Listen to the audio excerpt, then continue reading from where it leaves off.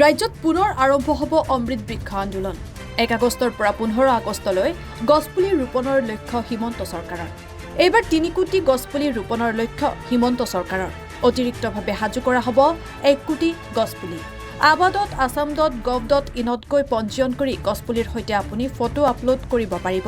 পূৰ্বে পঞ্জীয়ন কৰাসকলে নৱীকৰণ পঞ্জীয়ন কৰিব পাৰিব। প্ৰতিখন জিলাৰ বাবে হুকিয়াকৈ সাজু কৰা হৈছে এপ। গছপুলি বিতৰণৰ বাবে ৰাজ্যজুৰি 4,000 বিতৰণ কেন্দ্ৰ থাকিব। এইবাৰ ব্যয় কমাবলৈ নিজাববীয়াকৈ উৎপাদন কৰিছে চৰকাৰে। জনতা ভৱনত সংবাদমেল সম্বোধন কৰি কি ক'লে মুখ্যমন্ত্ৰী ডক্টৰ হিমন্ত বিশ্ব শৰ্মাই শুনোৱা হওক। যোৱাবাৰ আমি 17 ছেপ্টেম্বৰ তাৰিখে অমৃত বৃক্ষ আন্দোলন সমগ্ৰ ৰাজ্যখনতে আৰম্ভ কৰিছিলোঁ। অমৃত বৃক্ষ আন্দোলন যদিও 17 ছেপ্টেম্বৰত আৰম্ভ হৈছিলে, 12 ছেপ্টেম্বৰৰ পৰাই আমি এই সমগ্ৰ প্ৰক্ৰিয়াটোক জনপ্ৰিয় কৰাৰ বাবে বিভিন্ন কাৰ্যসূচী হাতত লৈছিলোঁ।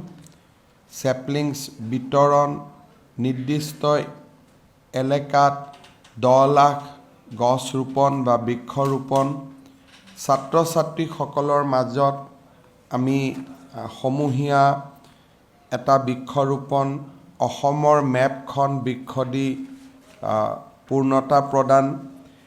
এই ধৰণে আমি যোৱা বছৰ 10টা গিনিছ ৱৰ্ল্ড ৰেকৰ্ড আমি স্থাপন কৰিছিলোঁ আৰু 1,12,00,000 আমি গছ পুলি ৰোপণ কৰিছিলোঁ। 17 ছেপ্টেম্বৰত গছপুলি ৰোপণ হোৱাৰ পিছত বহুতৰ মনত শংকা আছিলে যে এই গছপুলিকেইটা বাচিবনে নাই।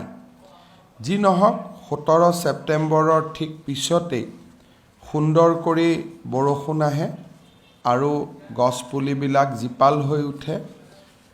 আমি কল চেণ্টাৰ প্ৰতিষ্ঠা কৰিছিলোঁ যে যিসকলে গছপুলি ৰুইছিলে তেওঁলোকক আমি নিৰন্তৰভাৱে যোৱা বছৰটোত কল চেণ্টাৰৰ পৰা আমি ফোন কৰিছিলোঁ যে গছপুলিবিলাক বাচি আছেনে নাই, আৰু ক'ৰবাত যদি গছপুলিৰ মৃত্যু হৈছে বা মৰিছিলে আমি তাক লগে লগে ৰিপ্লেচ কৰি দিয়াৰো ব্যৱস্থা কৰিছিলোঁ। আজি আমি আপোনালোকক অত্যন্ত আনন্দ সহকাৰে জনাব খোজোঁ যে এই 1,12,00,000 গছপুলিৰ 90% গছপুলি জীয়াই আছে আৰু সুন্দৰ কৰি প্ৰতিপালিত হৈছে। এই গছপুলিখিনি জীয়াই থকাৰ মূল কাৰণটোৱে আছিল যে কমিউনিটি প্লেণ্টেশ্যন নাছিলে, যে আমি ৰাস্তাৰ দুই কাষে গছপুলি ৰুই দিম, তেনেকুৱা প্লেণ্টেশ্যন নাছিলে।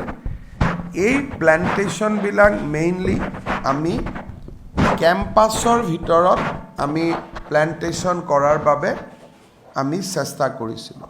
যেনেকৈ বেটেলিয়নসকলে নিজৰ উইদিন দ্য বেটেলিয়ন কেম্পাছ, স্কুলে উইদিন দ্য স্কুল কেম্পাছ, আৰু ব্যক্তি বিশেষে যি গছপুলি ৰোপণ কৰিছিল, বিশেষকৈ ছেল্ফ হেল্প গ্ৰুপৰ মহিলাসকলে, তেওঁলোকে নিজৰ ঘৰত এই গছপুলিবোৰ ৰোপণ কৰিছিল। আৰু গছপুলিবিলাক আমি এনেকৈ বিতৰণ কৰিছিলোঁ যাতে তাৰ এটা বাণিজ্যিক মূল্য থাকে, যাতে মানুহৰ মনত এটা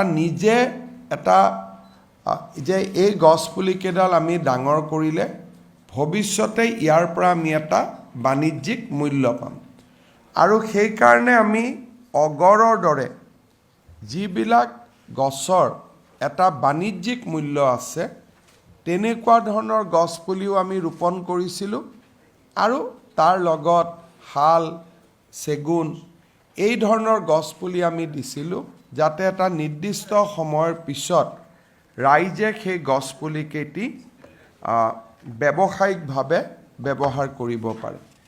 ব্যৱসায়িক মূল্য থকাৰ কাৰণে আৰু পৰিৱেশৰ ওপৰত এটা বহল যিটো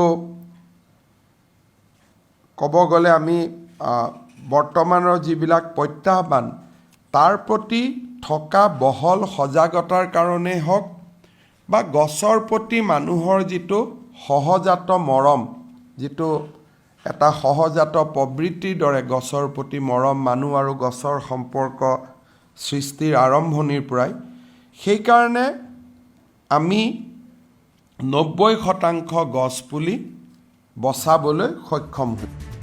নিউজ ডেস্ক, সৰুপথাৰ প্লাছ।